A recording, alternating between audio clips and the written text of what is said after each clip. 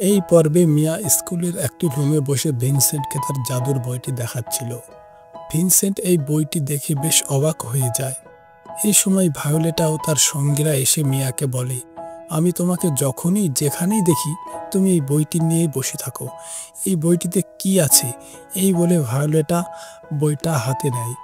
বইটিতে বিভিন্ন রকমের কার্টুনের ছবি ও বইদের দেখে বলে, তুমি তো এখনো ছোট্ট খুকি, এখনো দেখছি ফেয়ারি টেল নিয়ে পড়ে আছো। এই অপমান দেখে ভিনসেন্ট ভায়োলেটার কাছ থেকে সেই বইটি কেড়ে নেয়। এরপর মিয়া ও ভিনসেন্ট সেখান থেকে চলে যায়। যেতে যেতে মিয়া ভিনসেন্টকে বলে, তাদের কাছে এই বইটি একটি ফেয়ারি টেল লাগতে পারে, কিন্তু এই বইটি আমার কাছে খুবই গুরুত্বপূর্ণ, কারণ এই বইয়ের বাস্তবতা সম্বন্ধে আমি জানি। এই বলে ভিনসেন্টের কাছ থেকে বইটা নিয়ে মিয়া তার বাড়িতে চলে আসে। ঘরের একটি কোনায় গিয়ে মিয়া সেন্টোপিয়া যাওয়ার পরবর্তী পাসওয়ার্ডটি বলে এবং তখনই মিয়া একটি অন্ধকারাচ্ছন্ন কালো জাদুর দ্বারা আবৃত সেন্টোপিয়ায় প্রবেশ করে। আসলে এই জায়গাটির নাম ছিল মনকুলাস এবং এখানে দুষ্টুরানী প্যান্থিয়া ও তার সৈন্যরা থাকত। এখানে এসে মিয়া দেখে দুষ্টুরানী প্যান্থিয়ার বিশ্বস্ত অনুচর গার্গনা ও তার সঙ্গীরা মিয়ার ইউনিকর্ন, যার নাম ছিল লিরিয়া, তাকে ধরার চেষ্টা করছে। লিরিয়াকে বাঁচাতে মিয়া ওপর থেকে লাফ দেয়, কিন্তু সে উঠতে পারে না ও নিচে পড়ে যায়। তখন লিরিয়া সেখান থেকে পালিয়ে যায়। প্যান্থিয়ার সৈন্যগুলো সেখান থেকে চলে যায় এবং মিয়া বুঝতে পারে লিরিয়া তাকে চিনতে পারেনি। কোনো উপায় না পেয়ে মিয়া তার হাতের আংটির মাধ্যমে তার বন্ধু ইউকো এবং মোকে ডাকে। এদিকে ইউকো বলে, এটা তোমার কাছে যাওয়ার সঠিক সময় না। এই বলে ইউকো অন্যান্য ইউনিকর্নগুলিকে রক্ষা করতে থাকে। আর তখনই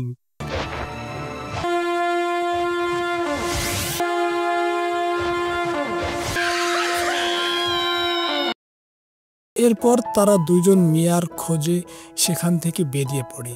এদিকে মিয়া জাদুর এই কুয়াশার মধ্যে হাঁটতে হাঁটতে অজ্ঞান হয়ে পড়ে।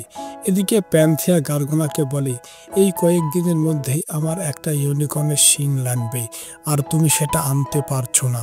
তখন গার্গনা বলে, তাদের ছোট্ট জাদুগুলোতে আমাদের কিছুই হয় না, কিন্তু ওই বাঁশির প্রভাবে আমাদের সৈন্যরা একে একে মারা যাচ্ছে। তখন প্যান্থিয়া বলে, তুমি যদি তোমার জায়গা ধরে রাখতে চাও তবে তাড়াতাড়ি আমার জন্য একটা ইউনিকর্নের শিং নিয়ে এসো। এরপর লিরিয়া মিয়াকে তুলে নিয়ে একটি জায়গা থেকে বের হচ্ছিল। তখনই একটি সৈন্য তাদের উপর আক্রমণ করে বসে এবং এই সময় মো এবং ইউকো চলে আসে এবং মিয়াকে রক্ষা করে, কিন্তু তারা ভুলে এখানেই এই বাঁশিটি ফেলে চলে যায়। এরপর ইউকো মিয়াকে বলে, তুমি সেন্টোপিয়ায় নামার জন্য বেশ ভালো জায়গায় পছন্দ করেছ। এটা শুনে মিয়া বলে, কি করব, এটা লিরিয়ার জন্য হয়েছে। আমি এই কুয়াশাচ্ছন্ন জায়গাতে আর কখনো আসবো না। এরপর তারা প্যান্থিয়ার কথা বলতে বলতে জঙ্গলের মধ্যে দিয়ে যাচ্ছিল। হঠাৎ দেখে তাদের কাছে ট্রাম্পাস অর্থাৎ জাদুর বাঁশিটি আর নাই। তখন তারা লিরিয়াকে রেখে বাঁশিটি খুঁজতে যায় সেই কুয়াশাচ্ছন্ন জায়গাটিতে। এখানে এসে ইউকো এর মধ্যে যেতে গেলে মৌ বলে, আমার গতি তোমার থেকে অনেক বেশি, তাই আমি এর ভেতরে যাব। এই বলে তারা দুইজন ঝগড়া করতে থাকে। মিয়া এর মধ্য দিয়ে যেতে থাকে এবং তারা দুজন উপর দিয়ে যেতে থাকে। এদের দেখে গার্গনা বলে, আজ তো খুব ভাগ্যের দিন দেখছি। এবং এরপর মিয়া সেই বাঁশিটিকে দেখতে পায় এবং তখনই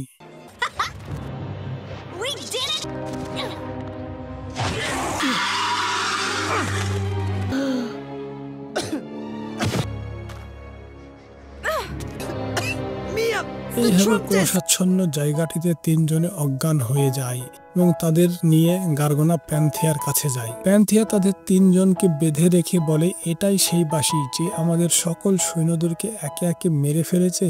এই বলে প্যান্থিয়া সেই বাঁশিটিকে আছড়ে ভেঙে ফেলে এবং এই বাঁশিটি নিয়ে তার সৈন্যদের বলে সেন্টোপিয়ায় ফেলে দিয়ে আসতে। এই সময় মিয়াকে যে সাপ দ্বারা বেঁধে রেখেছিল, প্যান্থিয়া সেই সাপটি তার পোষা কুকুরটির লেজে ছোবল মারে এবং মিয়া বাঁধন মুক্ত হয় এবং একে একে তার বন্ধু দুটো বন্ধন মুক্ত হয় আর প্যান্থিয়ার সৈন্যরা তাদের ওপর আক্রমণ করে।